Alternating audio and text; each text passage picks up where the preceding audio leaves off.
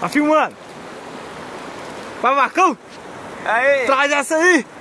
Trabalhar devagarzinho, na tranquilidade. Se a pressão estiver muito apertada, solta um pouquinho. Solta um pouquinho agora, quando ela vir aqui, ela vai assustar. Não solta muito não, você deu uma carreira. Ela tem garantia que tu quer.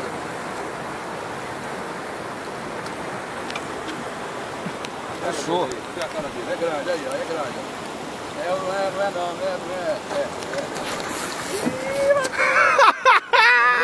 Não. Ia levar o Marcão pra dentro da água, rapaz.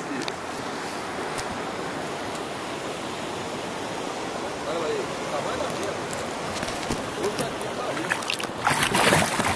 Cuidado. Calma, uma pressão aí, pra não perder. Não, um pouquinho. Nossa, cuidado, Marcão, pera aí. Deixa ele vir lá de barriga pra cima, cara. A porra vai morrer aí. Pegou no anzol, Aê, legal! Nós já vamos embora, viu? Soltar ou não? Ué, não vamos ficar com o dia aí que não tem que comer, não tem não? Vamos soltar ela? É. Se tiver muito machucada, não solta não. Deixa eu segurar pra você, vai. Eu não sabia que isso era bom pra poder, não. Tá filmando aí. Ó. Tá filmando. Ah, é? Tá filmando. Não é não, cara. Porra, Macão. Empatou, do mesmo tamanho, ó.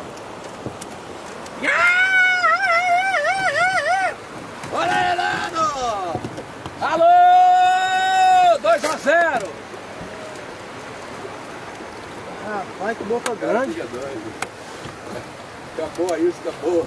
Agora, vamos ligar o motor, falar, agora vamos embora. Pronto. Soltou? Não, não arranchei agora. Aqui.